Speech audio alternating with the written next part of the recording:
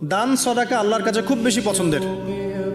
দান সদকা করার জন্য সম্পদ লাগে না, আমার কথা শোনেন।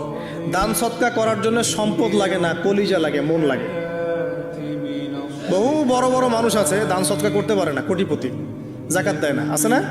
আর বহু গরিব মানুষ ভ্যান চালায়, কৃষিকাজ করে, দেখবেন 100 টাকা দান করে দিল। মন থাকতে হয়, মন, কলিজা বড় থাকতে হয়।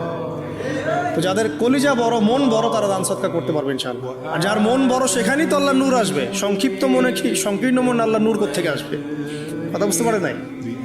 তো দান সদকা বাড়ান। আপনি 1 টাকা দান করেন, 5 টাকা দান করেন, হালাল রিজিক থেকে 1 টাকা দান করেন, সেটা আল্লাহর কাছে অনেক বেশি পছন্দের।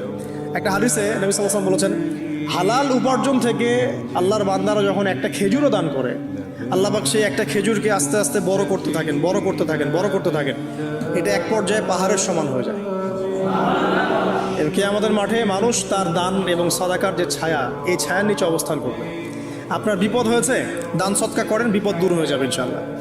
জটিল কোনো রোগ হয়েছে, কোনো ডাক্তার ট্রিটমেন্ট করতে পারছে না, সদকা করেন, রোগ ভালো হয়ে যেতে পারে ইনশাআল্লাহ। সদকার ব্যাপক ফজিলত আছে। সদাকা, দান সদাকা, দোয়া, এগুলো তাকদিরের যে বিপদ আপদগুলো আছে না, ঝুলে আছে, আমাদের তাকদিরে বিপদ আছে না অনেক, এগুলোকেও সরিয়ে দিতে পারে আল্লাহ। এই শক্তি আছে দোয়া এবং দান সদকার মধ্যে। আল্লাহ পাক আমাদেরকে বেশি বেশি সদাকা করার তৌফিক দান করুন, আমিন।